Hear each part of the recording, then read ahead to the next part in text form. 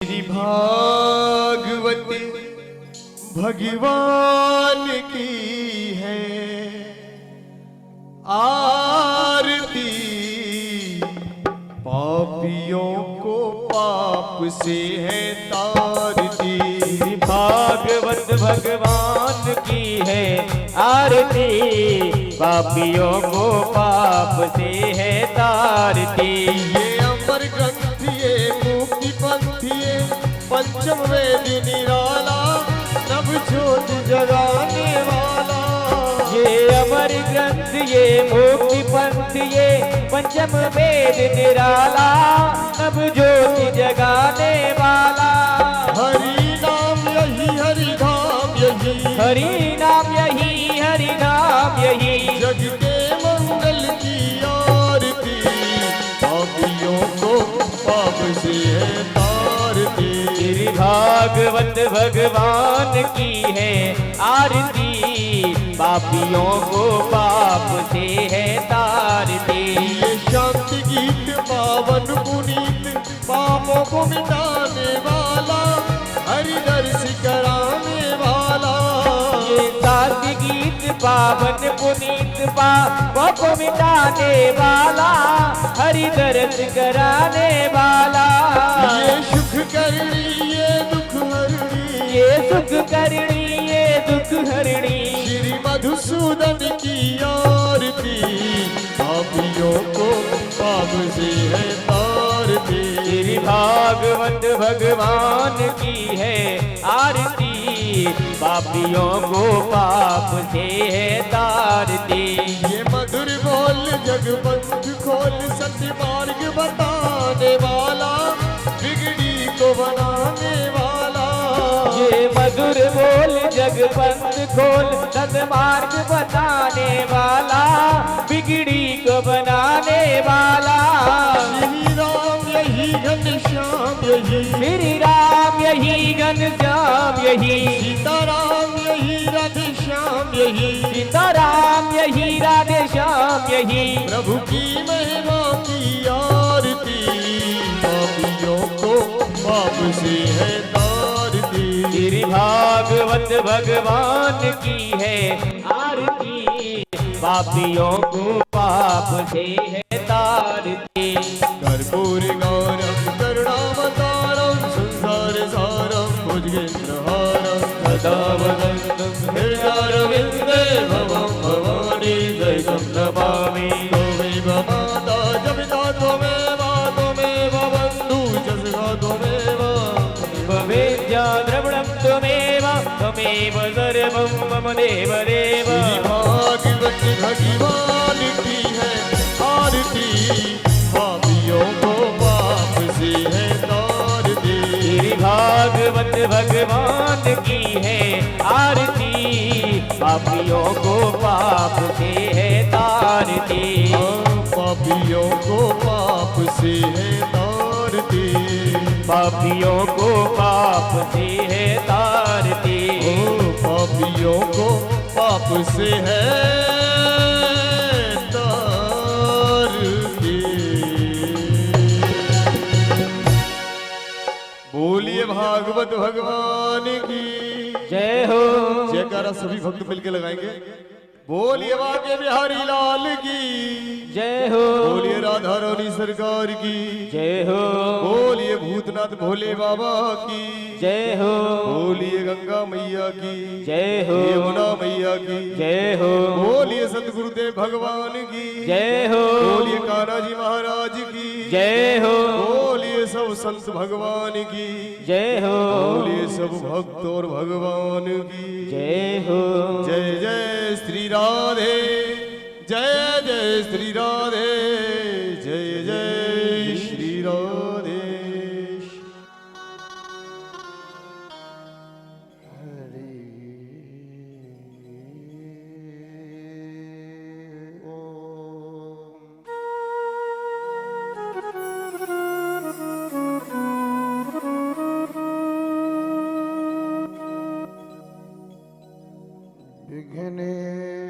विघ्नेश्वराय वरदाय सुरप्रियाय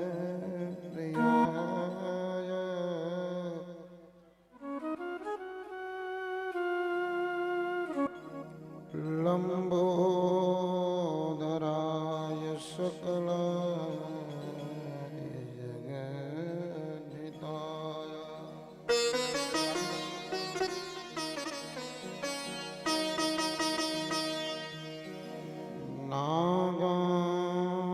नागाननाय श्रुतियज्ञविभूषिताय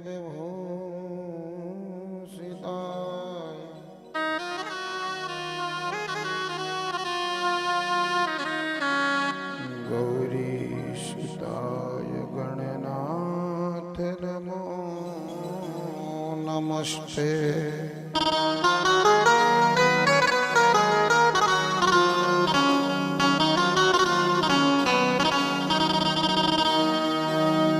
बंसी विभूषित करा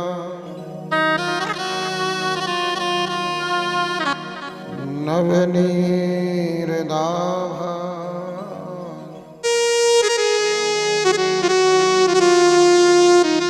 पीतांबरा गरुड़बिंबफलाधरोष्ठा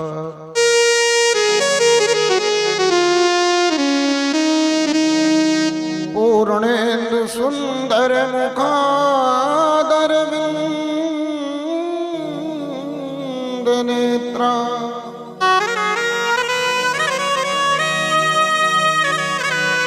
कृष्णा परम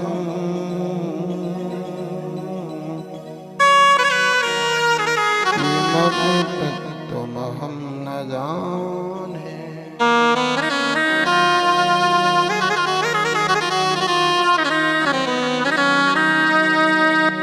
यं ब्रह्मरुद्रनारद भीष्म मुख्यैः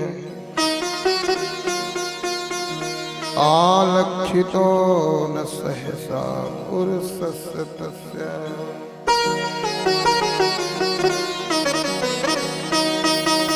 सद्यो वशीकरणचूर्णमनन्त सत्यम्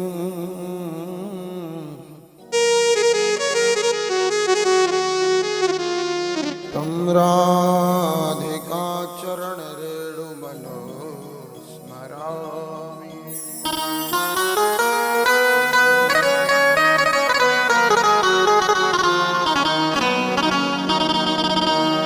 भूतैर्माधवे इमां पुरा विभो निर्मायसीते यद्मूसु पुरुषम्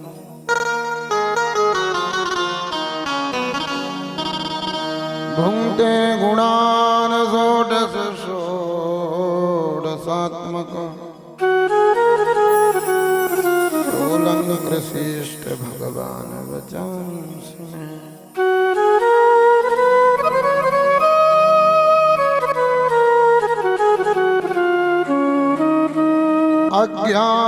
अज्ञानतिमिरान्धस्य ज्ञानाञ्जनशलाकया चक्षुरुन्मीलितं येन तस्मै श्रीगुरुवे नमः।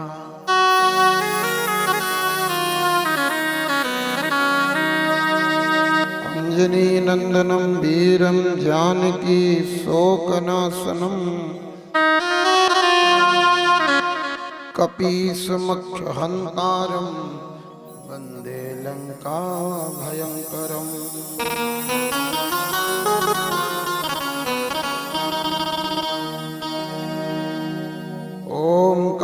ओंकारबिन्दुसंयुक्तं नित्यं ध्यायन्ति योगिनः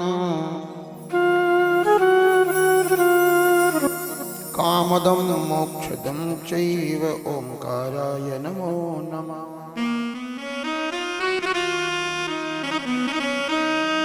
जय जय श्री राधारमण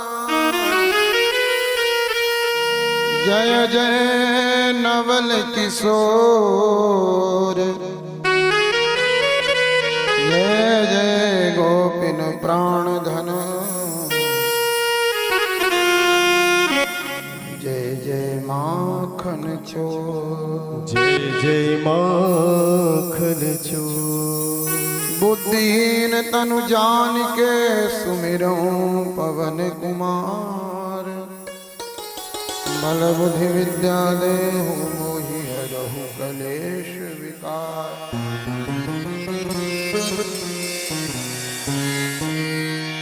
परम मंगलमय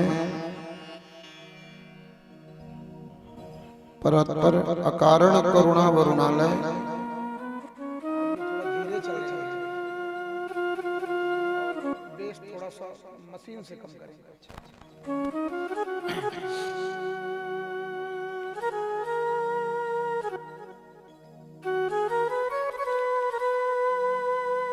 अनंत कोटि ब्रह्मांड नायक श्रीमन नित्य युगल बिहारी सरकार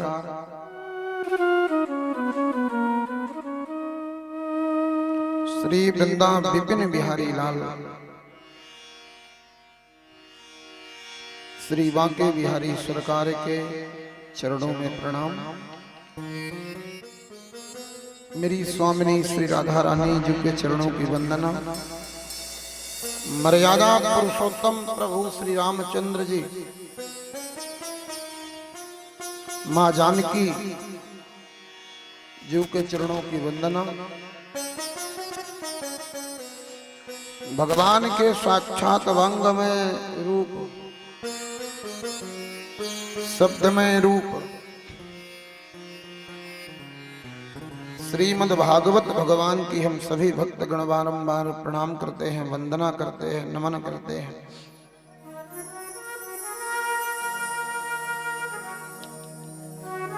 अनंत बलवंत संत श्री हनुमंत सरकार श्री गोपेश्वर महादेव भगवान जिनके पावन गोद पे बैठ करके हम सब लोग एक कथा सुन रहे हैं, उनके चरणों की वंदना। ब्रह्मलीन नित्य लीला प्रविष्ट परम वंदनीय श्री श्री अनंत श्री विभूषित स्वामी नित्यानंद जी महाराज की भावमयी उपस्थिति,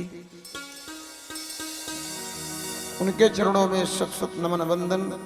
वंदनीय परम योगी राज स्वामी रामानंद जी महाराज जी के युगल चरणों में वंदना, उनकी भावमयी उपस्थिति। परम वंदनीय प्रातस्मरणीय श्रद्धेय श्री श्री बड़े गुरुदेव जी पूज्य बापू चरणों में प्रणाम। परम वंदनीय श्रद्धेय श्री श्री पूज्य महाराज जी छोटे बापू जी के चरणों में दंडवत प्रणाम। ग्राम देवता, स्थान देवता, वास्तु देवता, यज्ञ आवाहित संपूर्ण देवी देवताओं की वंदना करते हुए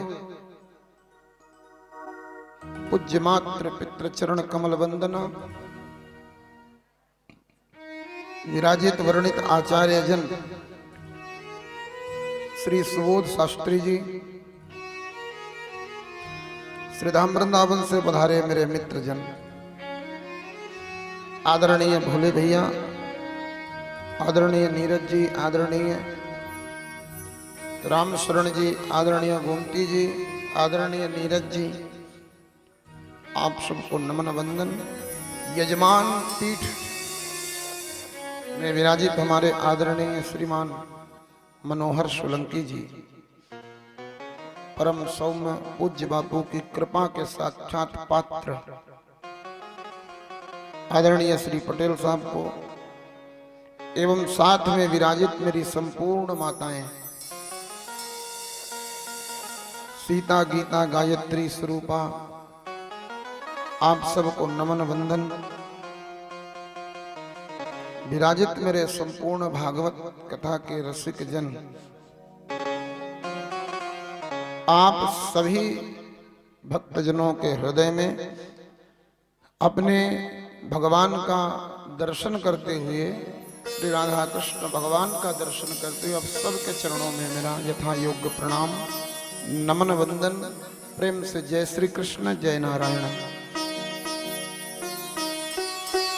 आइए मेरे साथ में सब लोग मिलकर के 2 मिनट हरि नाम कीर्तन करते हैं, उपरांत बड़े प्रेम से कथा में हम सब प्रवेश करेंगे।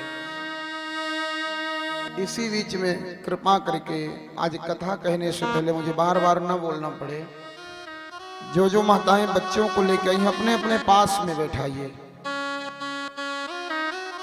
ये डिस्टर्ब ना हो, क्योंकि आप लोग बड़े प्रेम से सुनते हैं, इसमें कोई शक नहीं है, लेकिन शांति व्यवस्था का थोड़ा विशेष ध्यान रखना।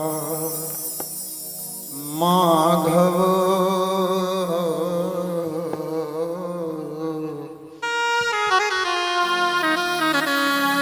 जय हो कुंज विहारी, जय राधा माधव, जय हो कुंज बिहारी, जय राधा माधव, जय हो कुंज विहारी, जय राधा माधव, जय हो कुंज बिहारी, जय गोपी जन वल्लभ, जय गोपी जन वल्लभ, जय गोपी जन वल्लभ, जय गोपी जन वल्लभ, जय हो गिरिवरधारी, जय राधा माधव, जय हो कुंज बिहारी। हरि बोल।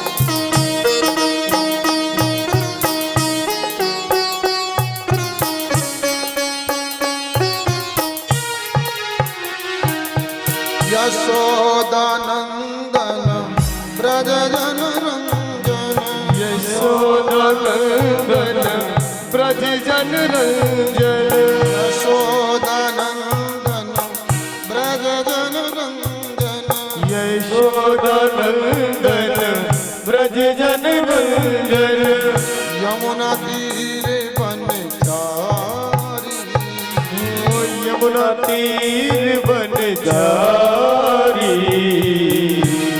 राधा माधव, जय हो कुंज विहारी, जय राधा माधव, जय हो कुंज बिहारी। हरि बोल। ताली से बात करते हुए प्रेम से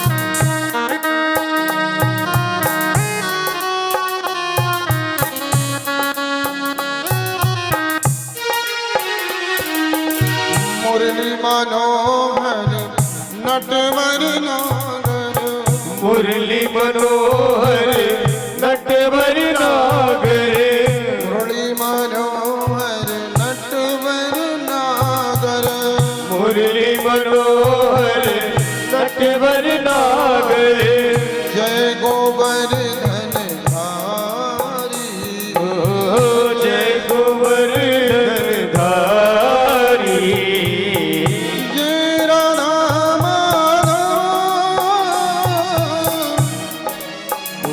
बिहारी जय राधा माधव जय हो कुंज बिहारी। श्री हरिराम।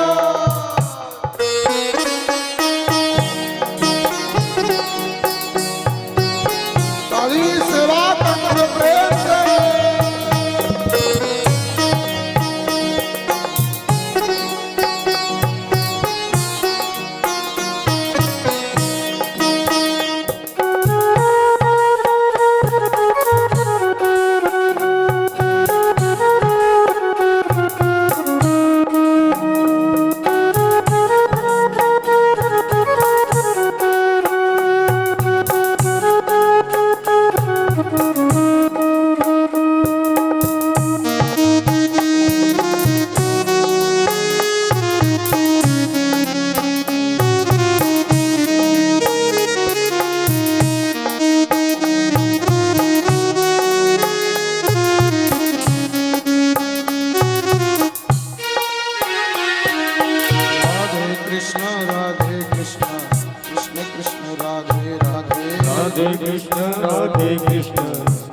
कृष्ण राधे राधे राधे श्याम श्याम श्याम राधे राधे राधे श्याम श्याम श्याम राधे राधे राधे कृष्ण कृष्ण कृष्ण राधे राधे राधे कृष्ण कृष्ण कृष्ण राधे राधे राधे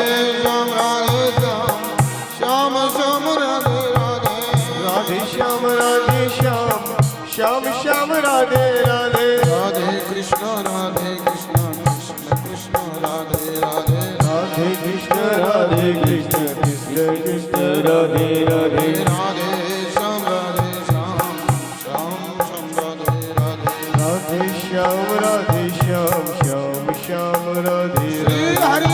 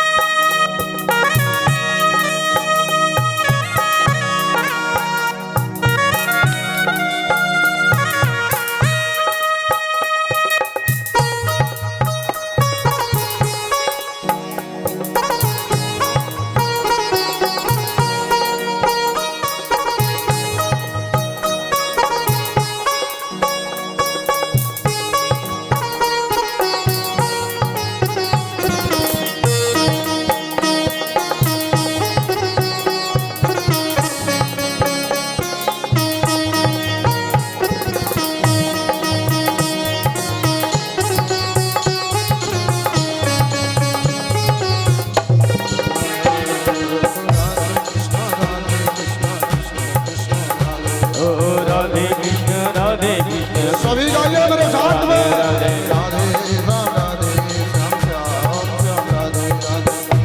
राम राधे श्याम श्याम राधे राधे राधे राधे राधे कृष्ण कृष्ण राधे राधे राधे राधे श्याम राधे राधे राधे राधे कृष्ण कृष्ण कृष्ण राधे राधे राधे कृष्ण राधे राधे राधे श्याम राधे श्याम राधे राधे राधे श्याम श्याम राधे राधे राधे कृष्ण कृष्ण राधे राधे राधे श्याम राधे श्याम राधे राधे राधे श्याम राधे श्याम राधे राधे राधे श्याम राधे श्याम राधे।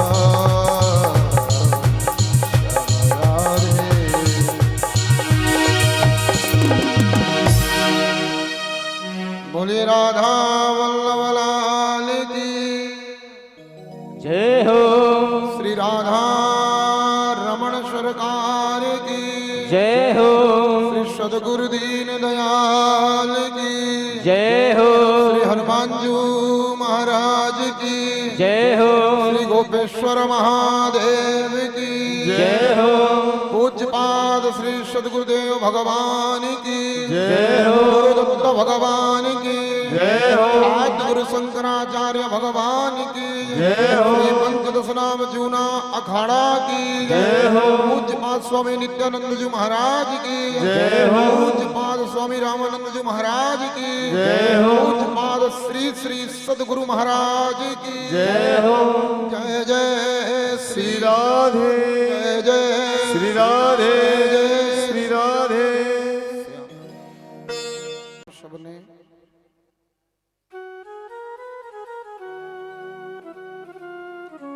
बड़े प्रेम से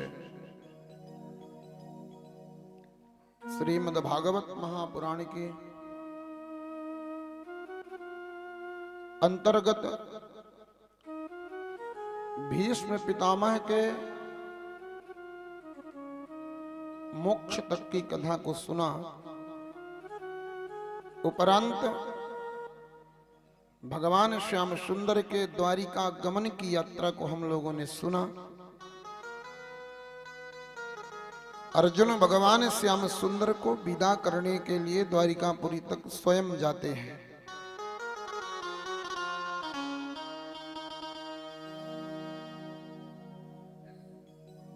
भगवान मेरे जब द्वारिका में थे, राजा परीक्षित का जन्म होता है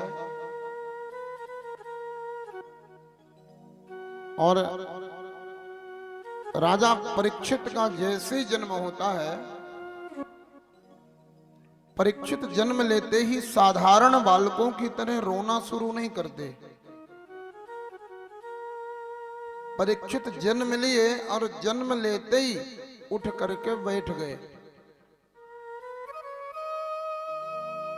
साधारण बच्चों को जन्म के 4 महीने, 6 महीने, 7 महीने, 8 महीने लग जाते हैं बैठने में, लेकिन राजा परीक्षित का जन्म हुआ और जन्म के कुछ ही समय पश्चात महाराज परीक्षित उठ करके बैठ गए। चारों ओर देखने लग गए, बड़ी भीड़ लगी है, बड़े बड़े राजा गण आए हैं, संत गण आए हैं, महात्मा गण आए हैं। राजा परीक्षित चारों ओर देख रहे हैं। परीक्षित का अर्थ होता है परितः ईक्षितः तम परीक्षितः,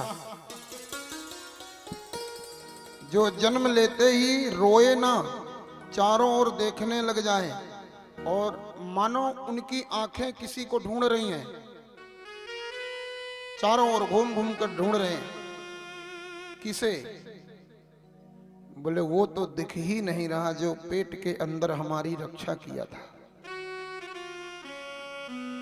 परीक्षित कौन है? जो जन्म लेते ही भगवान की खोज में लग गया, भगवान को ढूंढने लग गया। जो जन्म लेते ही वही परीक्षित है।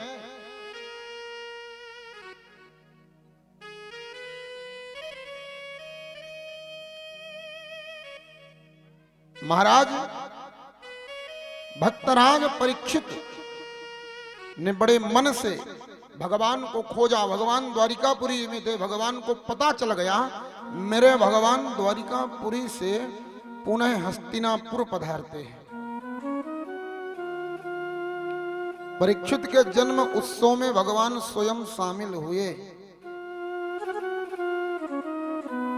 बड़ा आनंद मनाया गया, सुंदर बधाइयां गव रही हैं, सुंदर आनंद मन रहा है।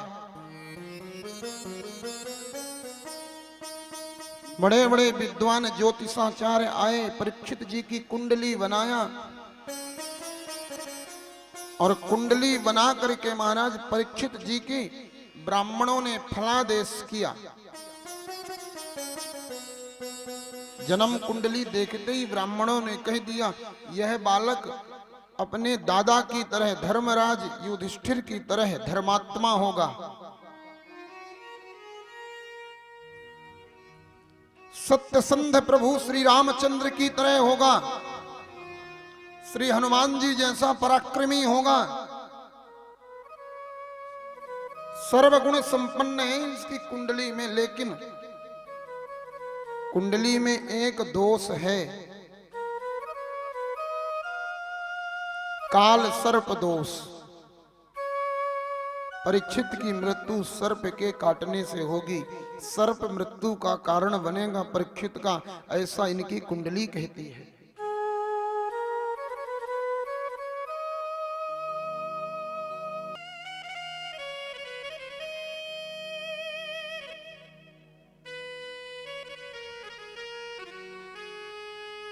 सब बड़े प्रसन्न रहे। भगवान कुछ दिन तक रुके हस्तिनापुर में।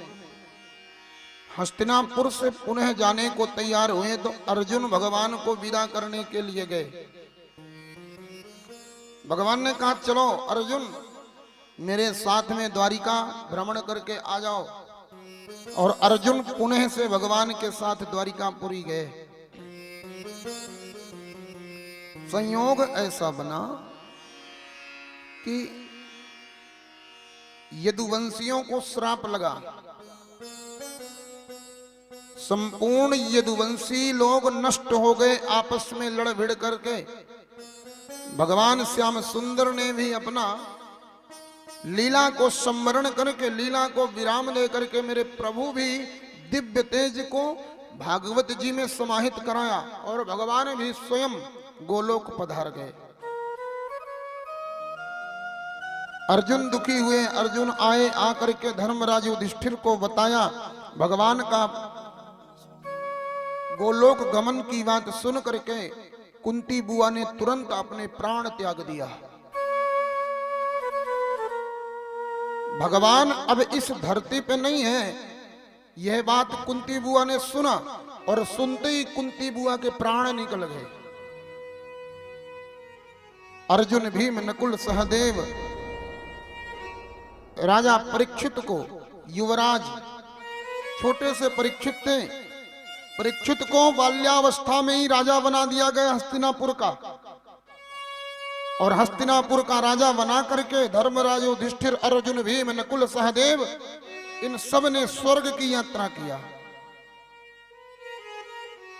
अर्जुन भीम नकुल सहदेव धर्मराज युधिष्ठिर भीम इत्यादि सब गए। परीक्षित राज सिंहासन पर अभिषिक्त हो गए, अल्पायु में ही राजगद्दी में बैठ गए। सच्चा राजा कौन है? जो प्रजा का पुत्रवत पालन करे। पहले के जमाने में राजा लोग क्या करते थे? भेष बदल करके प्रजा के बीच में घुसा करते थे और प्रजा के बीच में जाकर के प्रजा का हाल समाचार लिया करते थे। पहले राजा लोग भेष बदल लेते और प्रजा पुरवासियों के बीच में, परिजनों के बीच में भेष बदल करके और जाते उनका सारा सुख दुख हाल जान लिया करते थे। एक दिन राजा परीक्षित भेष बदल करके और अपने राज्य का निरीक्षण कर रहे थे। राज्य का निरीक्षण करते करते महाराज परीक्षित जंगल प्रदेश में, वन प्रदेश में प्रवेश कर गए। जंगल में जाकर के क्या देखा महाराज? एक श्याम वर्ण का व्यक्ति, छोटा सा स्वरूप है, गौ माता को जोर जोर से लात मार रहा है। परीक्षित से रहा नहीं गया, मेरे होते हुए मेरे राज्य में इतना बड़ा पाप, गौ माता को दुखी किया जा रहा है, गौ माता को लात मारा जा रहा है।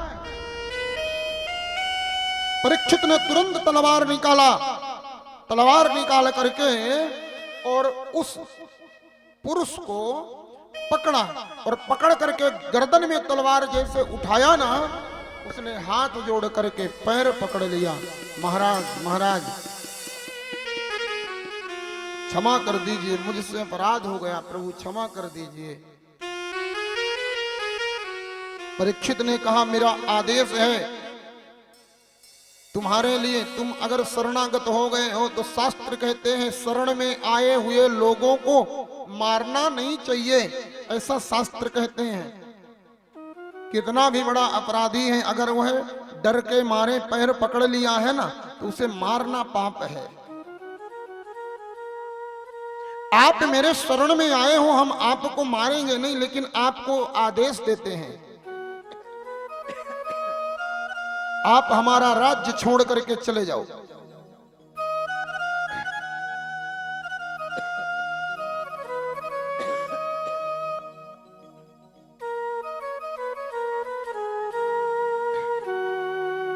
आपको मेरी आज्ञा है।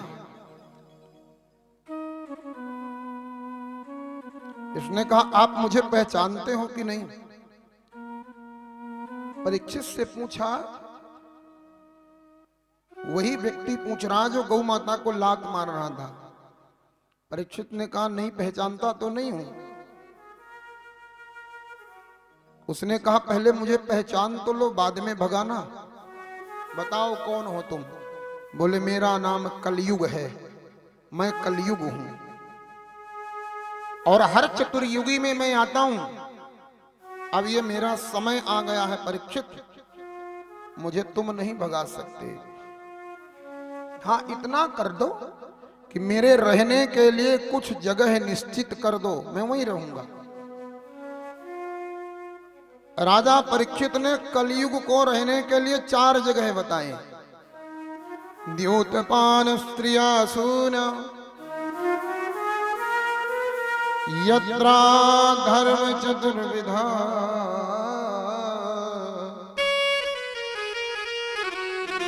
सबसे पहली जगह बताया कलयुग को रहने के लिए जुआ का अड्डा।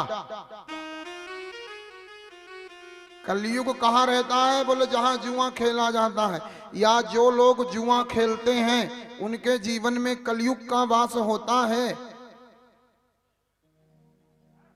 दूसरा, पानम, शराब में कलयुग का वास है। मदिरा पान करने वाले व्यक्ति के जीवन में भी कलयुग का वास होता है।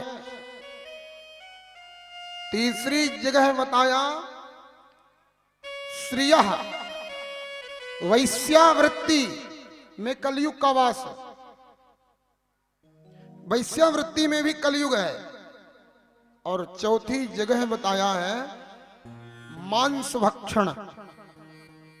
जो लोग जुआ खेलते हैं, जो लोग शराब पीते हैं, जो लोग मांस भक्षण करते हैं, जो लोग वैश्यावृत्ति में रत रखते हैं, ऐसे व्यक्तियों के जीवन में कलयुग का वास होता है।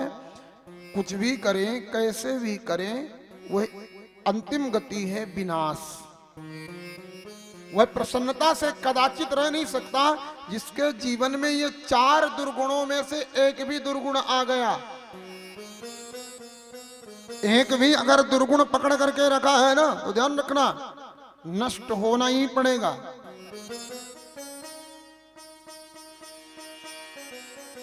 द्योतपान श्रियः सूना यत्रा धर्म चतुर्विधा। कलयुग ने कहा, प्रभु ये 4 जगह गंदी हैं, एक कोई अच्छी जगह दे दो ना, कोई अच्छी सी जगह एक बता दो ना। राजा परीक्षित के मुंह से अचानक निकल गया, जाओ स्वर्ण में वास करो, सोने में वास होगा तुम्हारा। अब कलयुग का वास सोने में भी है। श्रीमद् भगवत गीता में कहा गया है, धातूनां कांचनोहम। भगवान श्री कृष्ण ने स्वयं कहा है, धातुओं में मैं सोना हूं, वृक्षों में मैं पीपल हूं, अश्वस्थ। महाराज, और इधर ये भागवत जी में क्या कह दिया गया कि सोने में कलयुग का वास है, और गीता जी में कह दिया गया कि सोने में भगवान का वास है। बात क्या है? देखिए भैया, सोना 2 तरह का होता है। 2 तरह का सोना होता है कि नहीं? एक 23 कैरेट, एक 24 कैरेट। नहीं, 23 कैरेट 24 कैरेट नहीं। एक होता है धर्म की कमाई का सोना, मेहनत की कमाई का सोना, उसमें मेरे भगवान वास करते हैं। और एक अधर्म का, चोरी का, लूट का, मार का, पाप वृत्ति से कमाए गए सोने में कलयुग का वास होता है। धर्म से जो स्वर्ण कमाया जाता है उसमें भगवान है, और जो अधर्म से कमाया गया सोना है उसमें कलयुग है। और ध्यान रखना, अधर्म से कमाए गए सोने को जो भी धारण करेगा वह भी नष्ट हो जाएगा। पाप की कमाई से, किसी को सता करके, किसी को लूट करके, किसी को मार करके, किसी की हत्या करके,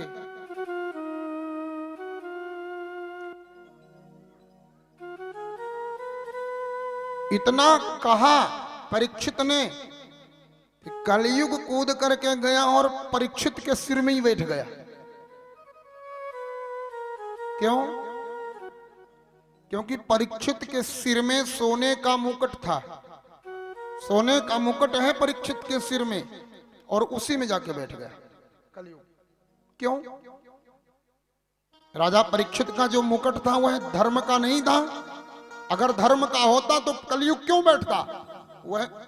वह अन्याय का था। जब भीम ने जरासंध का वध किया था तो जरासंध को मार करके भीम छीन करके मुकुट लाए थे, राज खजाने में रख दिए थे। आज परीक्षित ने वही मुकुट पहन करके और वन की यात्रा किया था, और यही कारण था कि वह कलयुग कूद करके परीक्षित के सिर में बैठा। अच्छा भैया, हमारे जीवन में कलयुग है, आ गया, कैसे पता चलेगा? कलयुग जैसे ही आएगा वैसे ही व्यक्ति का स्वभाव बदल जाएगा, आचरण बदल जाएगा। कैसे? तुरंत मनुष्य, कलयुग आया और मनुष्य अहंकारी हो जाता है। मनुष्य का पतन कहां से आरंभ होता है? जहां से अहंकार का आगमन होता है। अहंकार आया, पतन का आरंभ।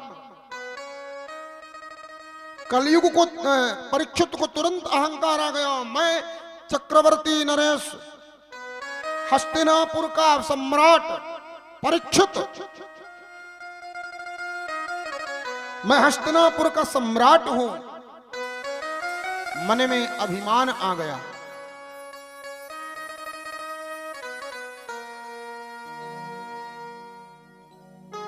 और कलयुग के प्रभाव से परीक्षित को प्यास लगी। पानी पीने के लिए कहां गया? संतों के आश्रम में गया। समीक ऋषि की कुटिया में पहुंचे। समीक ऋषि समाधि पे बैठे थे, भगवान का भजन कर रहे थे, अंतर्मुख थे। अंतर्मुख का मतलब समाधि का दो भाव, एक बहिर्मुख समाधि, एक अंतर्मुख समाधि। बहिर्मुख जो भजन भी करते रहे और संसार को भी देखते रहे, और एक अंतर्मुख जो बैठे तो संसार में रहे लेकिन संसार से कोई मतलब ही ना रहे। अंतर्मुख समाधि लगी है। राजा परीक्षित गए, ए महात्मा पानी दो। भाषा बदल गई, व्यवहार बदल गया। क्यों? क्योंकि कलयुग आ गया है। अहंकार सबसे प्रथम आता है जब कलयुग आता है, और जब जीवन में अहंकार आता है ना तो सबसे पहले तीन चीजें नष्ट होती हैं। तीन। पहला धन नष्ट होता है, दूसरा यश नष्ट हो जाता है, और तीसरा वंश भी नष्ट हो जाता है अहंकारी का। अहंकार में तीन गए, धन वैभव और वंश। ना मानो तो देख लो,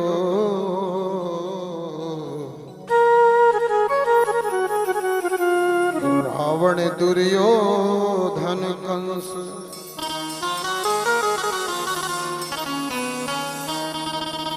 अहंकार में तीन नष्ट हो जाता है, धन वैभव वंश। प्रमाण कौन है? रावण दुर्योधन कंस। इनके जीवन में अगर अहंकार ना आया होता तो ये नष्ट न हुए होते। अहंकार के कारण ही ये नष्ट हो गए। पानी मांगने गया, महात्मा पानी दो। संत अंतर्मुख समाधि में थे, बाहर की दुनिया से कोई मतलब ही नहीं। तुरंत राजा को क्रोध आया, मैं सम्राट मांग रहा हूं पानी, ये पानी नहीं दे रहा। ढोंगी कहीं का, पाखंडी कहीं का, नाटक करके बैठा है, आंख बंद करके बैठा है, 50 बातें कह दिया। तुम्हारे सामने सम्राट खड़ा है, पानी नहीं दे रहे। महात्मा को क्या मतलब? कौन सम्राट है, कौन क्या है? जब पानी नहीं दिया ना संत ने, तो संत भगवान के गले में मरा हुआ सर्प डाल दिया राजा परीक्षित ने। मरा हुआ सर्प उठाया डाल दिया और जाकर के सूचना दिया गया। सर्प डालने की बात को जाकर के ऋषि बालकों ने, संत बालकों ने जाकर के समीक ऋषि के पुत्र श्रृंगी ऋषि को बताया। अरे महात्मन, आपके पिता के गले में राजा परीक्षित ने मरा हुआ सांप डाल दिया। और उस समय श्रृंगी ऋषि कौशिकी नदी पे नहा रहे थे। अंजलि भर जल लिया और अंजलि भर जल लेकर के श्राप दे दिया। कौशिक्याप उपस्पृश्यम वाक्वज्रम विसर्जहा इतलंघित मर्यादा तक्षकः सप्तमे हनि। जिसने भी मेरे पिता के गले में मरा हुआ सर्प डाला है, मैं श्राप देता हूं, आज के 7वें दिन वह मर जाएगा। 7 दिन के अंदर उसे तक्षक नाम का सर्प डसेगा। ये मेरा श्राप है। 7 दिन के अंदर वह मर जाएगा, मेरा श्राप। 7 दिन में उसकी मृत्यु हो जाएगी, जिसने भी मेरे पिता का अपमान किया है। ऐसा श्रृंगी ऋषि ने श्राप दे दिया कौशिकी नदी का जल से।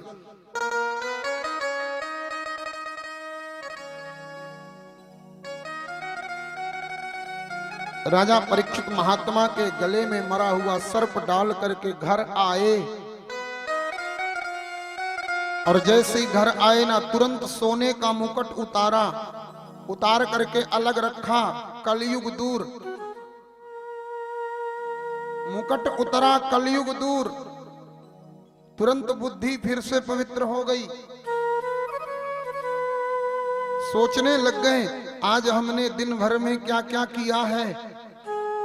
अच्छे लोग जो होते हैं ना, वो जब शाम को बैठते हैं फुर्सत होकर के, तो अपने दिन भर का हिसाब लगाते हैं। हमने कितना अच्छा काम किया, आज के दिन में हमने कितना बुरा काम किया, कितना पाप किया, कितना पुण्य किया, वो हिसाब किताब देखते हैं अपना। महात्मा परीक्षित के नजर में आया, ओहो, आज मैंने समीक ऋषि के गले में मरा हुआ सांप डाल दिया। हे भगवान, मैंने आज कितना बड़ा अपराध कर दिया, मुझसे आज कितना बड़ा पाप हो गया। हे प्रभु, मुझे इस पाप की सजा दे दो। अभी धरती फट जाए, मैं अभी समा जाऊं, अभी आसमान टूट पड़े मेरे ऊपर। मैंने इतना बड़ा पाप किया है प्रभु, मुझे क्षमा कर दो भगवान। मैंने कितना बड़ा अपराध किया है, इस अपराध का मुझे दंड दे दो।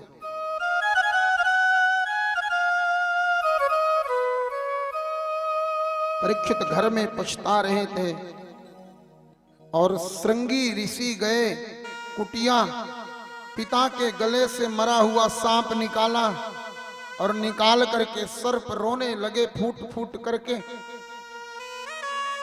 अब जैसे बालक ने रोना शुरू किया ना, समीक ऋषि की समाधि टूट गई।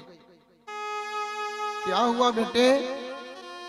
बोले पूज्य पिताजी, राजा परीक्षित ने आपके गले में मरा हुआ सांप डाल दिया है। हंसने लगे। कोई बात नहीं, जिस राजा ने आज तक भोजन करने के लिए भोजन दिया, पीने के लिए पानी दिया, रहने के लिए जमीन दिया, अगर उससे एक बार गलती हो गई तो हमें क्षमा कर देना चाहिए। यही तो संत का स्वरूप है, क्षमा। साधु तो ऐसो चाहिए जैसे सूप सुहाए,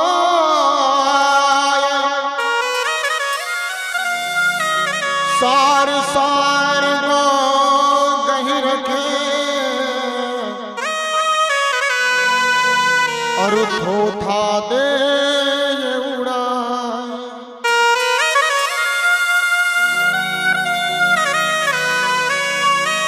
संत को क्षमावान होना चाहिए। पुत्र को समझाया। अब श्रृंगी ऋषि डरे, हमने तो श्राप दे दिया और इधर क्षमा की बातें चल रही हैं। तुरंत बताया, पिताजी मैंने श्राप दे दिया। क्या? बोले 7 दिन के अंदर वह मर जाएगा। 7 दिन से उसे 8वां दिन नहीं मिलेगा, 7 दिन में मर जाएगा। ये मैंने श्राप दिया है कौशिकी नदी में खड़े होकर के, और मेरा श्राप झूठा नहीं होगा पिताजी। ओहो, तुमने गलत कर दिया बेटा, अपराध किया है तुमने। फिर भी चलो मैं कुछ ना कुछ करूंगा। और तुरंत उन्होंने उपाय किया। महाराज 2 संत बालकों को, ऋषि बालकों को भेजा परीक्षित के पास। जाओ जाकर के परीक्षित से बता देना 7 दिन में मर जाओगे। दौड़े दौड़े आए, आकर के बताया राजन राजन 7 दिन के अंदर तुम्हारी मौत होने वाली है। परीक्षित नाचने लग गया। आहा, ये श्राप नहीं है, ये वरदान है मेरे लिए, श्राप नहीं हो सकता कदाचित, ये तो मेरे लिए वरदान है। 7 दिन में मर जाओगे, ये सूचना मिली ना तो परीक्षित नाच रहा है।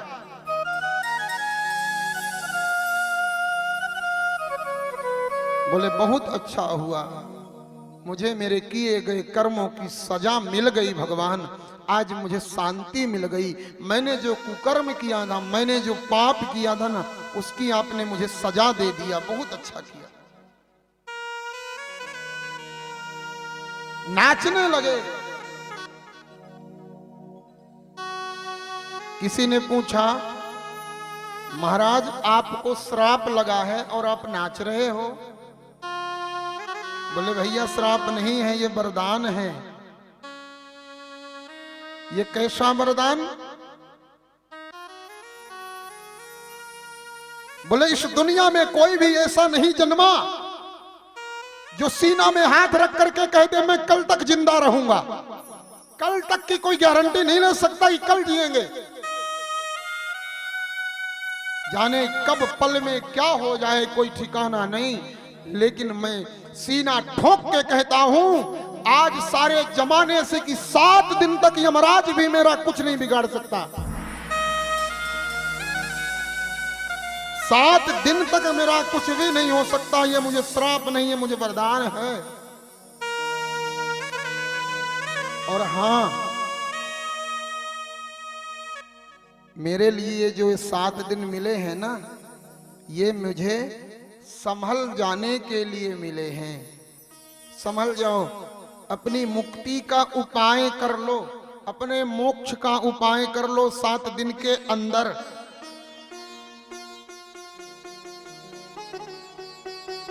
परीक्षित कौन है? परीक्षित यहां जितने लोग बैठे हैं सब परीक्षित हैं, सब। और बुरा ना मानो तो एक बात और कह दूं, यहां जितने लोग बैठे हैं या जहां जहां बैठे मुझे सुन रहे हैं, सब 7 दिन में मर जाएंगे। एकदम सच है, सब 7 दिन में मरेंगे। कोई रविवार को मरेगा, कोई सोमवार को मरेगा, कोई मंगलवार को मरेगा, कोई बुधवार को मरेगा, कोई गुरुवार को मरेगा, कोई शुक्रवार को मरेगा, कोई शनिवार को मरेगा।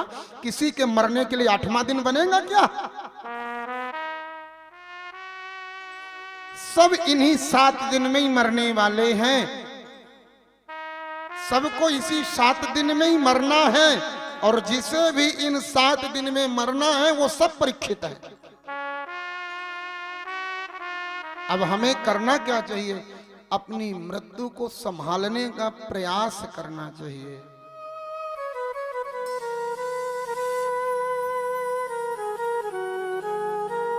अगर अपने जीवन में आप सुखी होना चाहते हो ना, सब कुछ भूल जाओ,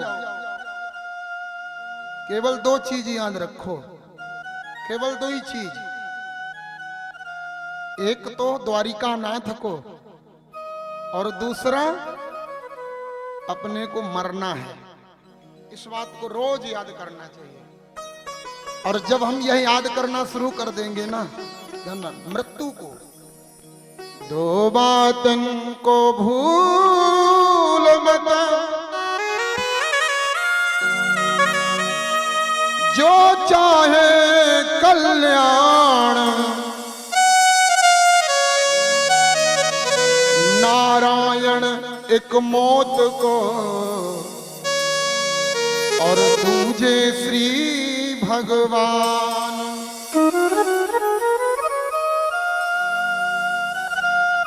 हमारे जीवन का केवल एक ही सत्य है, मरना है।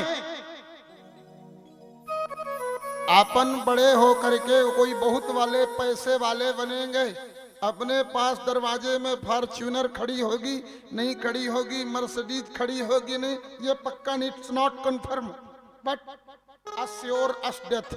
मरना है, ये पक्का है, मरना है। रोज याद करो, जाने कब मर जाएंगे। और जब हम अपनी मृत्यु को स्मरण करेंगे ना, तो हम पाप नहीं करेंगे। विचार आएगा ना कि जब मरीन जाना है तो का पाप करना हो। जब आदमी शमशान में खड़ा होता है ना, उस समय मनुष्य को वैराग्य जगता है। शमशान को वैराग्य भूमि इसीलिए कहा जाता है, शमशान में जाकर के वैराग्य जगता है। जब आदमी जलती हुई चिता को देखता है, उस समय फिर आदमी विचार करता है, सब बकवास है, हो सब बकवास है। एक दिन यहीं आना है, यहीं पहुंचना है एक दिन। पूरे जीवन में आदमी सिर्फ 3 के लिए काम करता है, सिर्फ 3 के लिए काम करता है पूरी जिंदगी आदमी। किसके लिए? पहला इसलिए काम करता है कि मेरा नाम ऊंचा हो जाए, और दूसरा हमारा लिबास ऊंचा हो, हमारा पहनावा अलग होना चाहिए सबसे, और तीसरा हमारा मकान सबसे सुपर होना चाहिए। नाम, कपड़ा, मकान, 3 के लिए काम करता है पूरी जिंदगी आदमी। नाम, कपड़ा, मकान। और एक विडंबना बताएं, मरने के 1 सेकंड बाद सबसे पहले ये तीनों बदल जाते हैं। मरा तो नाम बदल गया, श्री हटा करके स्वर्गीय ठोक दिया गया, श्री हटाया स्वर्गीय लगा दिया, पहले ही नाम बदला। दूसरा कपड़ा, जो जो पहना है सब जल्दी जल्दी निकाल लो जल्दी से। और उस समय केवल वो 40 रुपया मीटर वाला कपड़ा लगेगा, केवल 40 रुपया मीटर वाला, जिसे कफन कहते हैं। और तीसरा मकान, मरा तुरंत परिवार वाले बोलते बाहर निकालो, नहीं आत्मा यहीं बस जाएगी। तुरंत बाहर निकालते हैं, जिसे हमने पूरे शौक से पूरा जीवन बना सीधे। और फिर असली मकान कहाँ होता है? 2 गज जमीन का टुकड़ा, जहां करके लकड़ी कुंटल भर इकट्ठा किया, रखा, फूंक दिया गया। औकात कितनी है इंसान की? 1 मुट्ठी भर राख। 1 मुट्ठी भर रह करके 1 मुट्ठी भर राख, इंसान की इससे ज्यादा कोई औकात नहीं। और ये औकात अरबपति की, खरबपति की, फकीर की, गरीब की, अमीर की, जो काजू का नाश्ता करता है और जो नमक रोटी का नाश्ता करता, दोनों की राख सेम होगी, एक जैसे, कोई बदलाव नहीं होगा। पूरे जीवन किसी के लिए कुछ भी कर लो। माई बाप, अगर आप अपने जीवन को और मृत्यु को संभालना चाहते हो ना, तो इस बात को स्मरण रखो कि यहाँ कोई परमानेंट नहीं है। ये जिंदगी में 4 दिन का मेला है, सिर्फ 4 दिन का ये मेला, सिर्फ 4 दिन का झमेला है। बाकी सब ये 4 दिन की चांदनी, फिर अंधेरी। इस भजन की एक एक शब्द, एक एक वाक्य जीवन में उतारने के लिए है। ओ जिंदगी में हजारों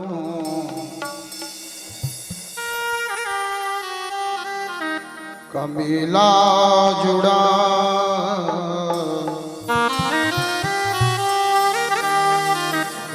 अकेला जुड़ा हंस जब भी उड़ा तब अकेला उड़ा अकेला उड़ा। जिंदगी में हजारों का मेला जुड़ा है, मेला जुड़ा।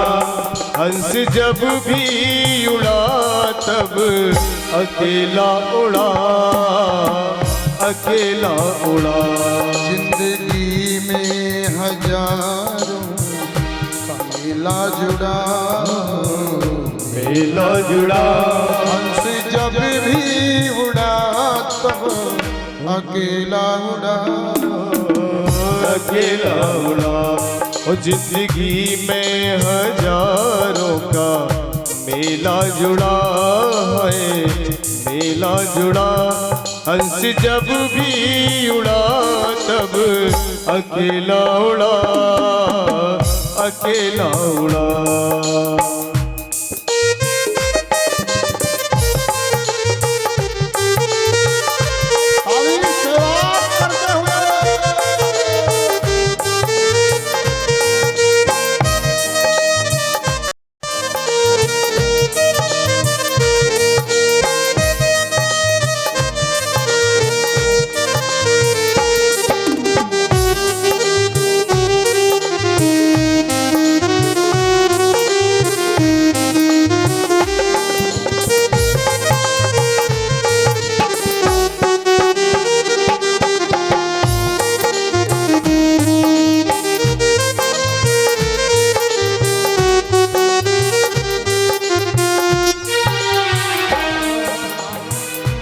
ना वो राजा रहे ना वो रानी रहे, ना वो राजा रहे ना वो रानी रहे। ना बुढ़ापा रहे ना जवानी रहे, ना बुढ़ापा रहे ना जवानी रहे। ना बुढ़ापा रहे ना जवानी रहे, ना बुढ़ापा रहे ना जवानी रहे। काल से बच ना पाया कोई छोटा बड़ा, छोटा बड़ा। हंस जब भी उड़ा तब अकेला उड़ा, अकेला उड़ा। जिंदगी में हजारों का मेला जुड़ा है, मेला जुड़ा। हंस जब भी उड़ा तब अकेला उड़ा, अकेला उड़ा।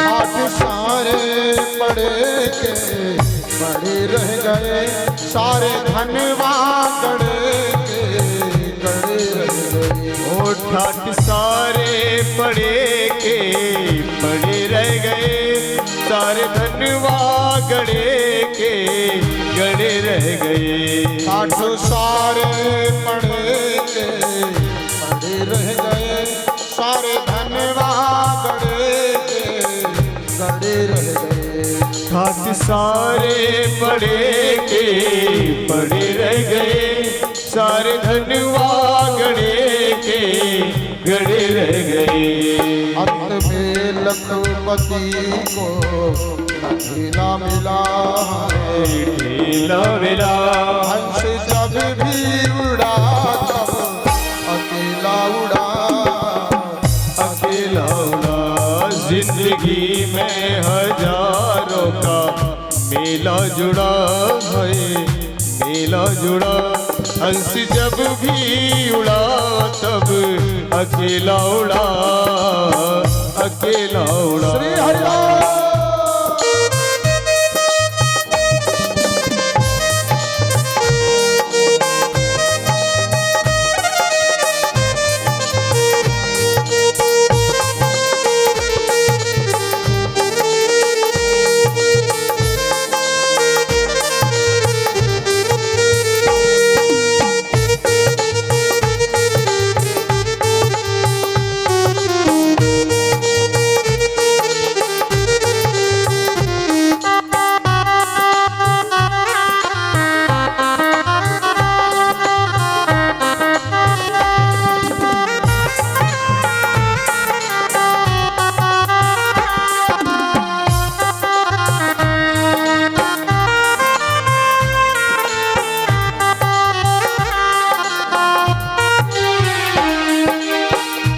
बेबसों को सताने से क्या फायदा, झूठ अपजस कमाने से क्या फायदा। बेबसों को सताने से क्या फायदा, झूठे अभियश कमाने से क्या फायदा। दुनिया में क्या खूब कमाया, क्या हीरे क्या मोती। दुनिया में क्या खूब कमाया, क्या हीरे क्या मोती, सब यहीं रह जाएगा, कुछ भी साथ नहीं जाएगा। जाएंगे तो तेरे कर्म, अपने कर्म, इसके सिवा कुछ भी साथ नहीं जाएगा। दुनिया में क्या खूब कमाया, क्या हीरे क्या मोती। ध्यान रखना मेरे यारों, कफन में जेब नहीं होती, सब यहीं रहेगा। बेबसों को सताने से क्या फायदा, झूठा अपयश कमाने से क्या फायदा। अपयश कमाने से क्या फायदा। झूठा अपयश कमाने से क्या फायदा। अंत में लखपति को न ढेला मिला, ढेला मिला। हंस जब भी उड़ा तब अकेला उड़ा, अकेला उड़ा। ओ जिंदगी में हजारों का मेला जुड़ा है, मेला जुड़ा। हंस जब भी उड़ा तब अकेला उड़ा, अकेला उड़ा। काल से बच ना पाया कोई छोटा बड़ा, कोई छोटा बड़ा। हंस जब भी उड़ा तब अकेला उड़ा, अकेला उड़ा। जिंदगी में हजारों का मेला जुड़ा है, मेला जुड़ा। हंस जब भी उड़ा तब अकेला उड़ा, अकेला उड़ा, अकेला उड़ा, अकेला उड़ा, अकेला उड़ा, अकेला उड़ा। ना वो राजा रहे ना वो रानी रहे,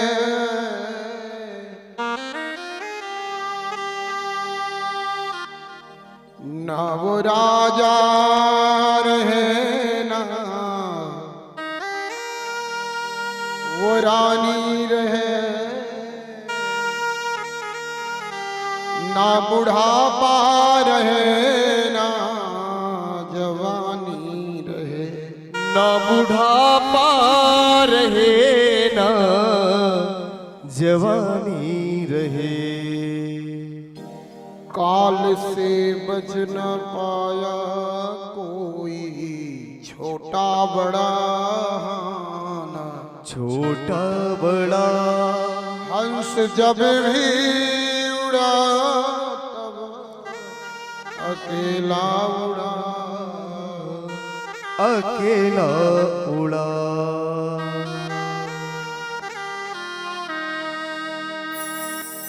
ये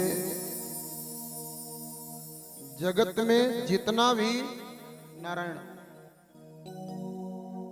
तमाशा दिख रहा है ना, ये सिर्फ 4 दिन का तमाशा है।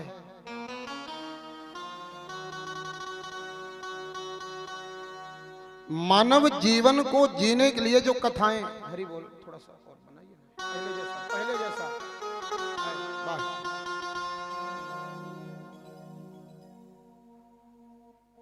कथाएं हमारे जीवन के आचरण के लिए हैं।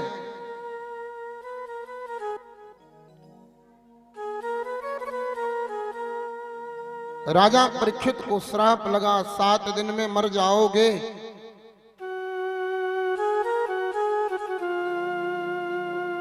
इको थोड़ा सा और कम करें, थोड़ा सा और वॉल्यूम थोड़ा सा खोल देंगे, इको कम रखेंगे।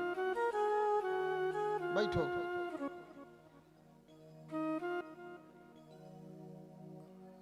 परीक्षित को जैसे पता चला ना 7 दिन में मर जाना है,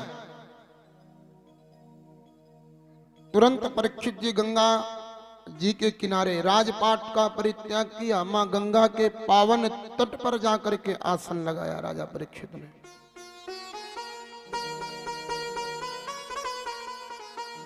बड़े बड़े संत लोग परीक्षित से मिलने आते हैं,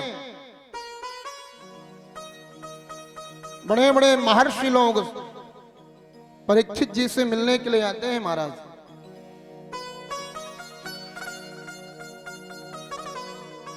लेकिन राजा परीक्षित का जो मन है ना अभी तक शांत नहीं हुआ।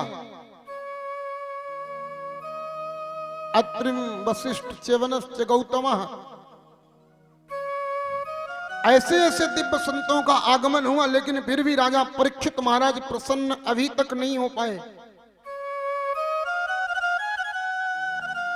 क्योंकि मन शांत तभी होता है जब जीवन में सद्गुरु आ जाते। जब तक जीवन में सद्गुरु नहीं आ जाएंगे ना, तब तक मन कदाचित शांत नहीं हो सकता। सारे जगत में, सारे जग में घूम करके देख लीजिए, तीर्थ कर लीजिए, यज्ञ कर लीजिए, कथा सुन, मन तो तभी शांत होगा जब किसी सच्चे सद्गुरु का हाथ माथे पर रख जाएगा।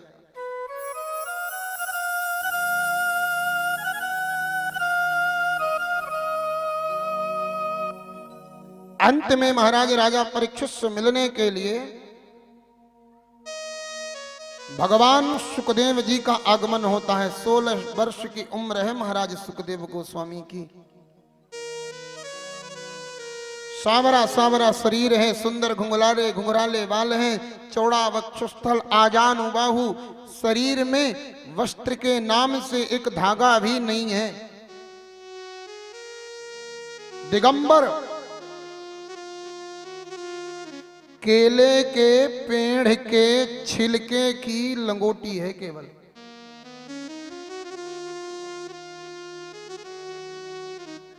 सुखदेव गोस्वामी का आना हुआ, सब जय जयकार करने लगे महाराज। बोले सुखदेव भगवान की जय हो। एक बार प्रेम से बोलिए भला श्री राधे। श्री राधे। सब लोग बोलिए ना, एक बार बोलिए भला प्रेम से मेरे साथ में, दोनों हाथ ऊपर करके श्री राधे। श्री राधे। यहां तक आवाज अभी नहीं आ रही है, इतने लोग बोल रहे हो। एक बार थोड़ा भाव से बोलिए ना, प्रेम से बोलिए ना, यहां तक तो प्रेम से बोलिए भला श्री राधे। श्री राधे। अब बात बनी, काम चलाने जैसा है। अब हाँ, बहुत अच्छा तो नहीं है, धीरे धीरे हो जाएगा।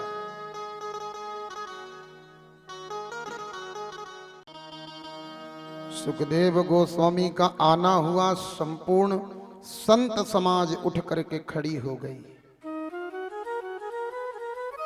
आहा, राजा परीक्षित जी का जो थका हुआ मन था ना, मगन हो गया।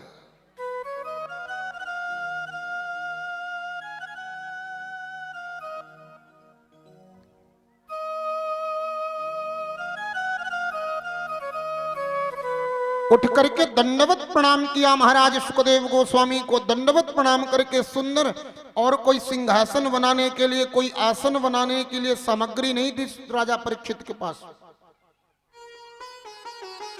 गंगा माँ के तट पर बैठे थे। पवित्र ज्ञान भूमि है माँ गंगा, और ज्ञान के तट में सुंदर वो रेत का आसन बनाया, बालू का आसन बनाया, और बालू का आसन बना करके सुखदेव जी को बैठा दिया, और बैठा करके हाथ जोड़े, और हाथ जोड़ करके प्रणाम किया। प्रणाम करके सीधा प्रश्न कर दिया। क्या पूछा है, बड़े ध्यान से सुनना, प्रश्न कितना सुंदर है।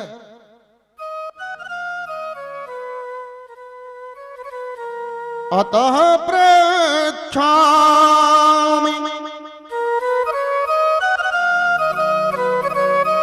संस्ते योगिनां परमं गुरु।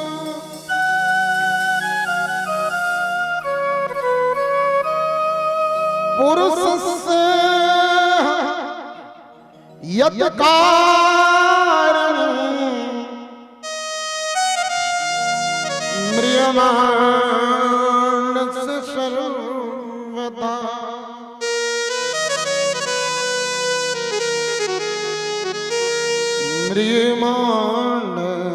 म्रियमाणस्य सर्वदा।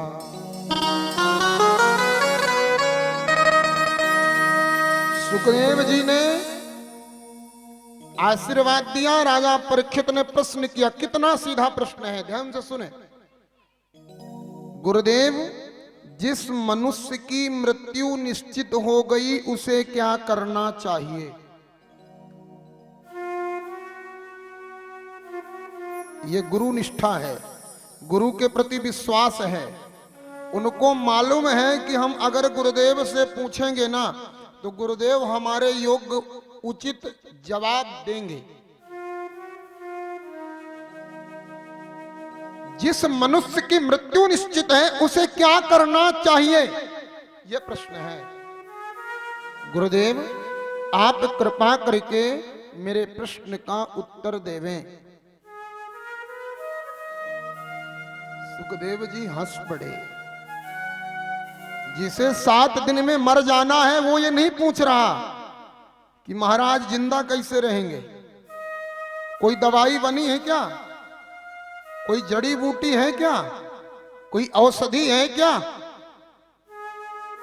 वो पूछ रहा है जिसकी मृत्यु निश्चित हो गई वो क्या करे। जिसे पता चल जाए अब मैं मर जाऊंगा उसे क्या करना चाहिए। सुखदेव गोस्वामी कुछ नहीं बोले। भागवत जी में पहली भाषा है, भागवत जी में सुखदेव जी अब पहली बात कोई कह रहे हैं।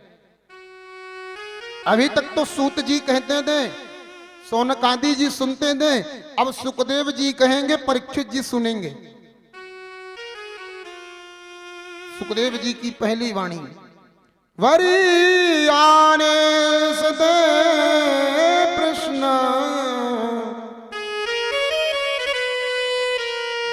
कृतो लोक हितो नपा।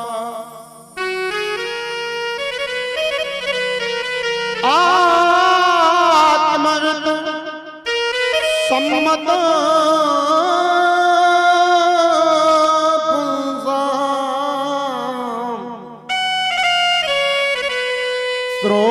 श्रोतव्यादिषु यः परा।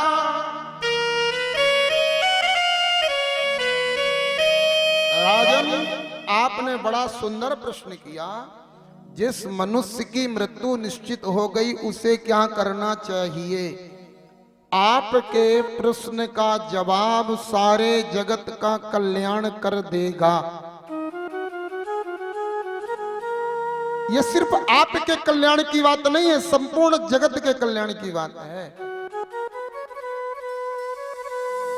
सुखदेव गोस्वामी ने कहा, राजन, तस्माद् भारत सर्वात्मा भगवान ईश्वर हरि श्रोतव्या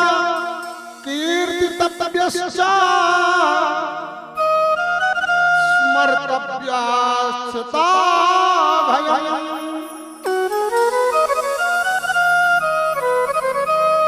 जिसे पता चल जाए कि मैं मर जाऊंगा, उसके लिए सबसे पहला काम है वह सांसारिक प्रपंच से मुक्त होकर के सबसे पहले भगवान की कथा सुने, दूसरा कीर्तन करे, तीसरा स्मरण करे, चौथा आचरण करे। मृत्यु नष्ट नहीं होगी, मृत्यु का भय नष्ट हो जाएगा। मृत्यु नष्ट नहीं होगी, मृत्यु का भय नष्ट हो जाएगा। चिंता मरने से कौन डरता है? जिसकी एक फैक्ट्री इंदौर में चल रही है, दूसरी फैक्ट्री बंबई में चल रही है, तीसरी फैक्ट्री दिल्ली में चल रही है, वो टेंशन में रहता है। टेंशन, वो टेंशन में रहता है हम मर जाएंगे, हम मर जाएंगे तो हमारी फैक्ट्री का क्या होगा। चिंता उसे रहती है जिसकी कोई फैक्ट्री नहीं, कोई मकान नहीं, कोई दुकान नहीं, कोई घर नहीं, परिवार नहीं, वो मरने से क्या डरेगा। जीवन का एक ही सत्य है, मृत्यु। और महापुरुष लोग, संत लोग हंसते हंसते मौत को गले से लगाते हैं। जिंदगी से भी खूबसूरत मौत होती है, जिंदगी से भी खूबसूरत मौत होती है। मालूम है कैसे? जीते जी को कोई प्रेम से रोटी देने वाला नहीं होता, मरते ही लोग घी पिलाते हैं। जीवन भर लोग जीते जी को प्रेम से कोई एक जोड़ी कपड़े ला करके नहीं देता, प्रेम से मरते ही नए नए कपड़े 4 लोग खरीदने को हम ला रहे हैं। हमारे बहुत खास आदमी थे, हम खरीद के ला रहे हैं। नए नए कपड़े लाया जा रहा है। वो नए नए साबुन, नए नए बढ़िया इत्र, नए नए वो तेल, आह क्या स्वागत होता है। जीते जी ऐसा स्वागत कभी हुआ है? कभी किसी मरे हुए का स्वागत देखना, फिर विचार करना। जीते जी वैसा स्वागत नहीं होता जो मरने के बाद होता है। और सच्ची सहेली तो मृत्यु ही है। ये जिंदगी बेवफा है, कब साथ छोड़ देगी कोई ठिकाना नहीं। क्या भरोसा है इस जिंदगी का, साथ देती नहीं है किसी का। सांस रुक जाएगी, चलते चलते दम निकल जाएगा। आदमी का साथ देती नहीं है किसी का। बड़ा प्यारा गीत है, मैं गा लेता हूं। वैसे अब भजन गाना बहुत कम कर दिया हूं, 4 घंटे में 1-2 भजन गाता हूं। पहले बहुत गाते थे, अब गाने का मन नहीं करता, अब खूब कहने का मन करता है। क्या भरोसा है इस जिंदगी का, साथ देती। ई को एकदम कम रखिएगा तिवारी जी, बहुत सुंदर हमारे आदरणीय श्रीमान तिवारी जी ऑपरेट कर रहे हैं, खूब आनंद आ रहा है, बहुत सुंदर, क्या बात है। भगवान कृपा करें, ऐसे खूब बड़े बड़े कार्यक्रमों में आपका साउंड लगे, खूब आशीर्वाद है, बड़ा सुंदर। क्या भरोसा है इस जिंदगी का, साथ देती नहीं है किसी का। क्या भरोसा है इस जिंदगी का, साथ देती नहीं है किसी का। क्या भरोसा है इस जिंदगी का, क्या भरोसा है इस जिंदगी का, साथ देती नहीं है किसी का। किसी का साथ देती नहीं है किसी का। क्या भरोसा है इस जिंदगी का, साथ देती नहीं है किसी का। क्या भरोसा है इस जिंदगी का,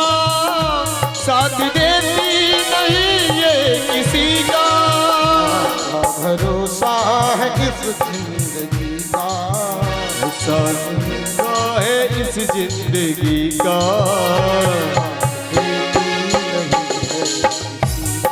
किसी का साथ देती नहीं है किसी का।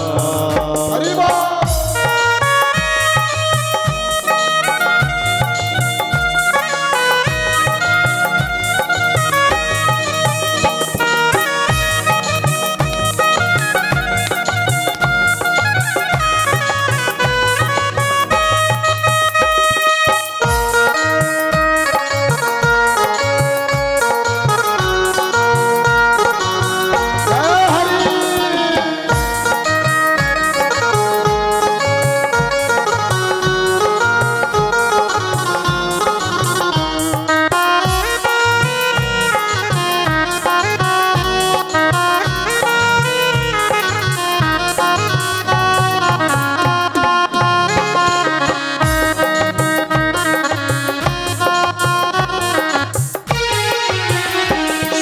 रुक जाएगी चलते चलते, समा बुझ जाएगी जलते जलते, सांस रुक जाएगी चलते चलते, समा बुझ जाएगी जलते जलते, सांस रुक जाएगी चलते चलते, समा बुझ जाएगी जलते जलते, सांस रुक जाएगी चलते चलते, समा बुझ जाएगी जलते जलते, निकल जाएगा आदमी का, तुम निकल जाएगा आदमी का, साथ देती नहीं है किसी का, साथ देती नहीं है किसी का, साथ देती नहीं है किसी का, वो साथ देती नहीं है किसी का। हरि बोल।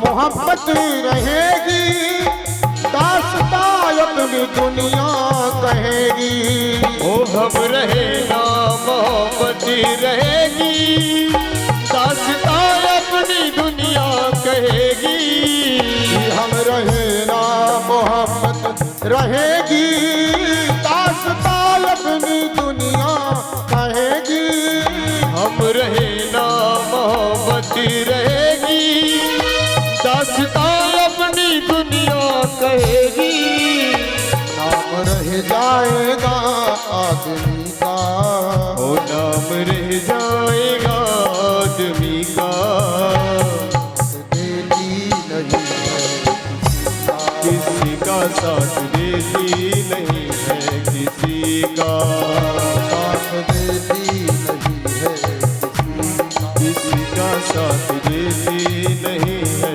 किसी का।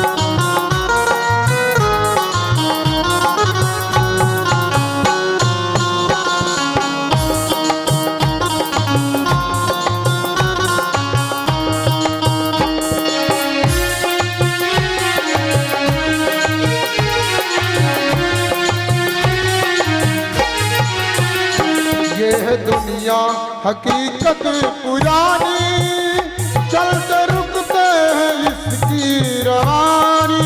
ओ ये दुनिया हकीकत पुरानी, चलते रुकना है इसकी रवानी। ये है दुनिया हकीकत पुरानी, चलते रुकते हैं इसकी रवानी। ओ ये दुनिया हकीकत पुरानी, चलते रुकना है इसकी रवानी। और अंत में केवल एक ही विषय रह जाएगा, कुछ भी नहीं। अच्छा करोगे या बुरा करोगे, नाम रह जाएगा आदमी का। वो नाम रह जाएगा आदमी का। साथ देती नहीं है किसी का, किसी का साथ देती नहीं है किसी का। साथ देती नहीं है किसी का, किसी का साथ देती नहीं है किसी का। भरोसा है इस जिंदगी का, क्या भरोसा है इस जिंदगी का। साथ देती नहीं है किसी का, साथ देती नहीं है किसी का। साथ देती नहीं है किसी का। बोल राधा रमण लाल की जय हो। एक बार प्रेम से बोलिए श्री राधे। श्री राधे।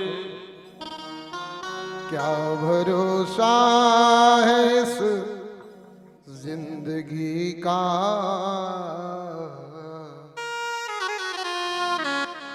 साथ देती नहीं है किसी का।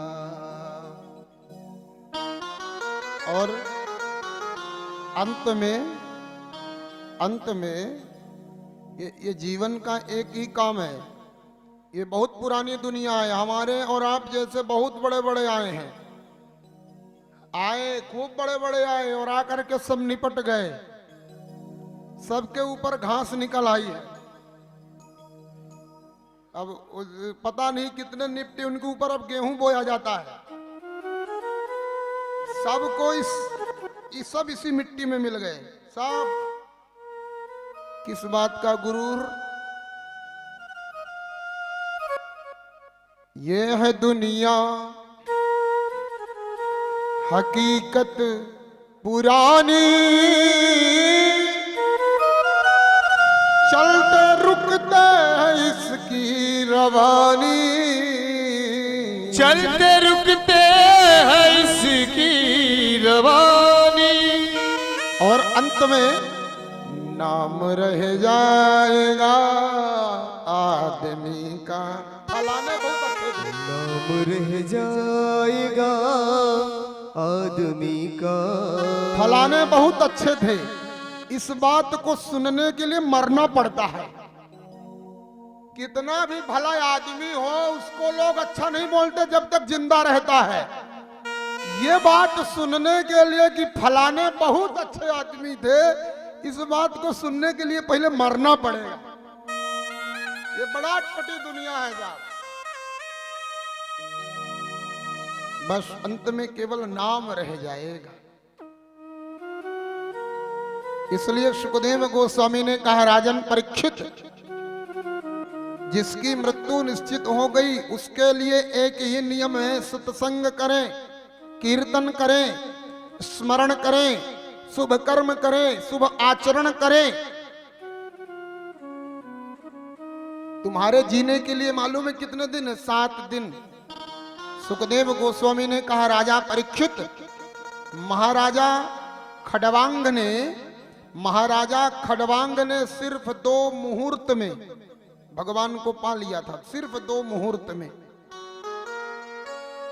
आपके जीने के लिए 7 दिन हैं, खूब हैं।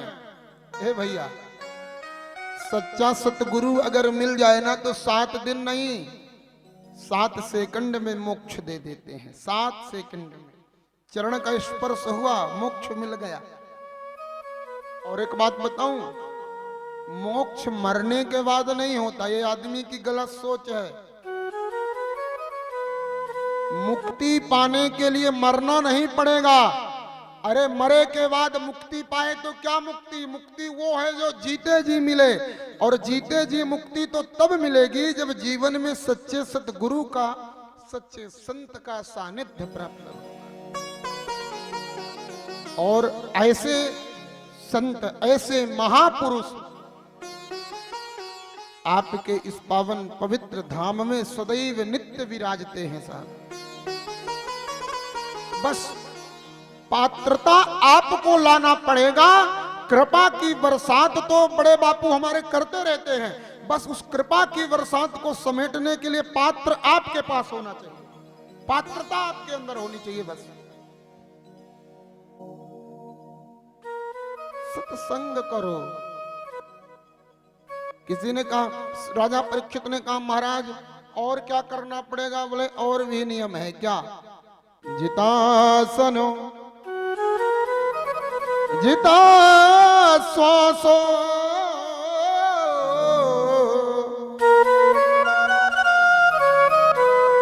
जित संगो जितेंद्रिया स्थूले भगवते रूपे मनः संधारये धिया। जितासनो जित श्वासो, मनुष्य को अपने आसन में सिद्धि प्राप्त करना चाहिए। श्वासों को जीतना चाहिए। श्वास, संग, अच्छे लोगों की संगति करना चाहिए, और इंद्रियों को काबू में रखना चाहिए, और अंत में स्थूले भगवते रूपे मनः संधार ये दिया। भक्ति की पराकाष्ठागति। भक्ति भक्ति भक्ति चार प्रकार की होती है। भक्ति चार प्रकार की होती है। पहली भक्ति चार श्रेणी, जैसे कि प्रथम श्रेणी, द्वितीय श्रेणी, तृतीय श्रेणी, चतुर्थ श्रेणी। प्राइमरी, हाई, हायर, और वो अंतिम में क्या होता है? वो जो कॉलेज वाली व्यवस्था होती है, हाँ, ग्रेजुएशन। हाँ, तो वही ग्रेजुएशन। ये भक्ति के भी चार गतियां हैं। प्राइमरी साहब, भक्ति की भी चार सीढ़ियां। प्राइमरी, आपको सिर्फ भगवान मंदिर में दिखे। भगवान कहां बैठे हैं? मंदिर में। गोपेश्वर महादेव कहां हैं? मंदिर में हैं। ये प्राइमरी की शिक्षा है। ये प्राइमरी की भक्ति की श्रेणी है। प्राइमरी, भगवान मंदिर में दिखें, ये प्राइमरी व्यवस्था है। गोपेश्वर महादेव संतों के अंदर दिखने लग जाएं। पूज्य बड़े बापू, पूज्य छोटे बापू, या किसी भी संत के अंदर भगवान दिखने लगे, ये हाई, ये दूसरी श्रेणी भक्ति की। महाराज, इससे ऊंची श्रेणी कौन सी है? बोले जब भगवान प्रत्येक मनुष्य में दिखना शुरू हो जाए, ये इससे भी ऊंची है। सर्वश्रेष्ठ श्रेणी कौन सी है? बोले केवल मनुष्यों में नहीं, कुत्ता, बिल्ली, सुअर, गधा, सबके अंदर भगवान दिखने लग जाए। सर्वम ब्रह्ममयम जगत स्थूले भगवते रूपे मनः संधार यद्धिया। ये चतुर्थ श्रेणी है भगवान भक्ति की। बात, मूर्ति किसने बनाया? मूर्ति किसने बनाया जानते हो? जोधपुर के मिस्त्री ने, मकराना के मिस्त्री ने, जयपुर के मिस्त्री ने मूर्ति बनाया। ये बड़े ध्यान से सुनना है आप मुझे। जोधपुर के मिस्त्री ने पत्थर की मूर्ति बनाया, हमने उसको भगवान समझ लिया। समझा कि नहीं? और यहां जितनी मूर्ति ये जितनी मूर्ति बैठी हैं, इसको कौन से मिस्त्री ने बनाया मालूम है? इसको किस मिस्त्री ने बनाया है? आहा, वो मेरा भगवान, मेरा परमात्मा। जोधपुर के मिस्त्री ने मूर्ति बनाया, उसको हमने भगवान मान लिया। और इन मूर्तियों को मेरे भगवान ने स्वयं अपने हाथों से बनाया है। उस मूर्ति में थोड़ी कमी हो सकती है, लेकिन ये जो मूर्तियां हैं ना, वो मूर्ति बोलती है क्या? नहीं, लेकिन ये मूर्ति बोलती है। हमने पत्थर की मूर्ति को भगवान मान लिया जिसे इंसान ने बनाया, और जिस मूर्ति को मेरे भगवान ने बनाया है ना, हमने उसे भगवान नहीं मान पाया है। ये हमारी भक्ति की कमी है साहब, ये हमारी भक्ति में थोड़ा कमी है।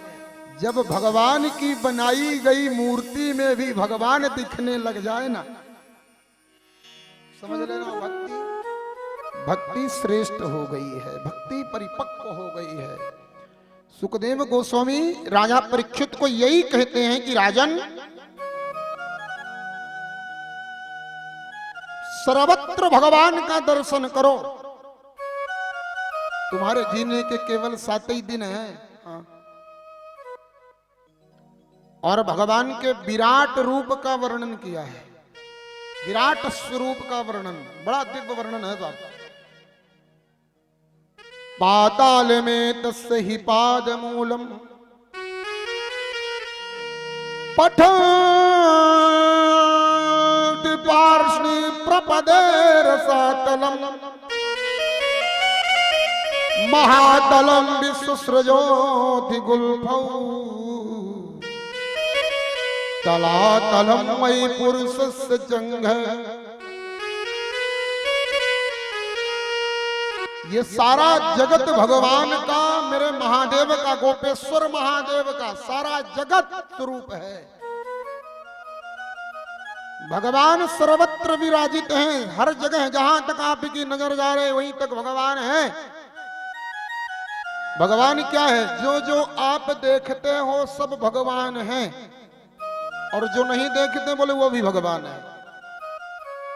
आप जो जो देख सकते हो वो भगवान, और नहीं देख सको वो भी भगवान। तो किसी ने पूछा कि फिर माया कहां है? तो बोले जिसे आप भगवान ना स्वीकार कर सको बोले वही माया है, जो भगवान से बच जाए वही माया।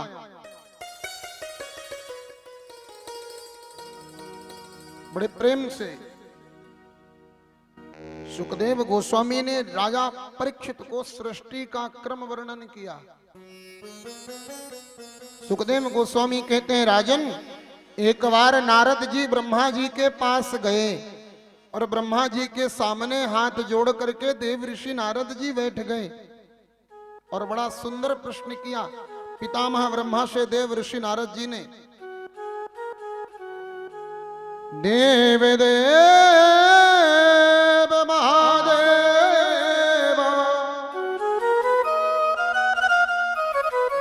भूत भावन पूर्वज,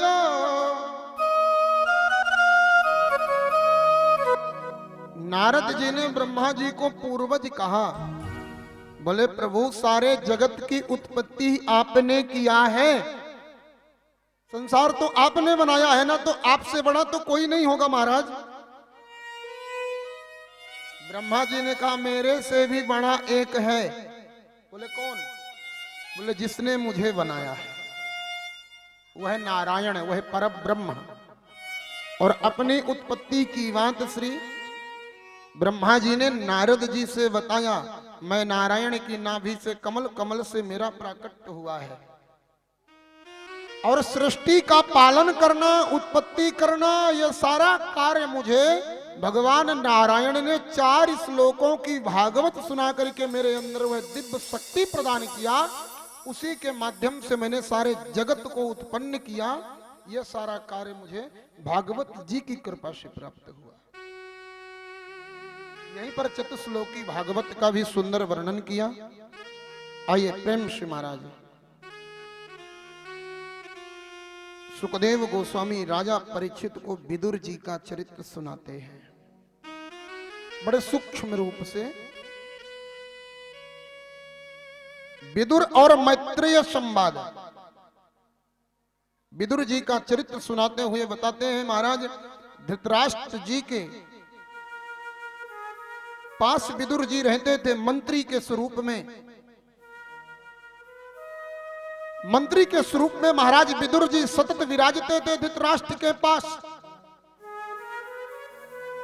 आज विदुर जी को पता चला कि भगवान शांति दूत बन करके आने वाले हैं। धृतराष्ट्र के पास गए और जाकर के विदुर जी समझाने लगे, भैया यद्यपि मैं कुछ कहने के लायक तो नहीं हूं, लेकिन एक बात निवेदन करना चाहता हूं। बोले बोलो।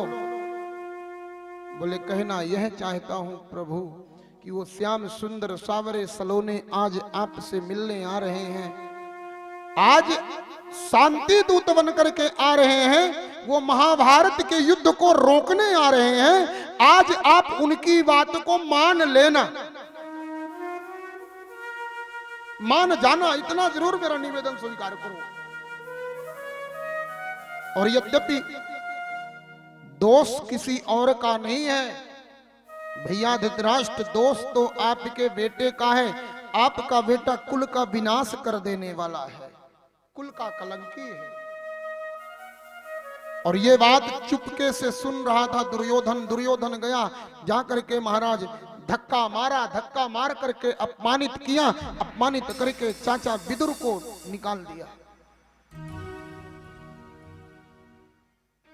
विदुर जी अपमानित होकर के घर छोड़ करके तो चले गए और महाराज गंगा मां के पावन तट पर विदुर जी की भेंट हुई उद्धव जी के साथ। उद्धव जी से जैसी भेंट हुई ना, समाचार पूछा भगवान कृष्ण का। उद्धव जी ने बताया भगवान कृष्ण इस समय गोलोक धाम पधार गए हैं। सुनते ही महाराज विदुर जी रोने लग गए। भगवान गोलोक चले गए? बोले हाँ।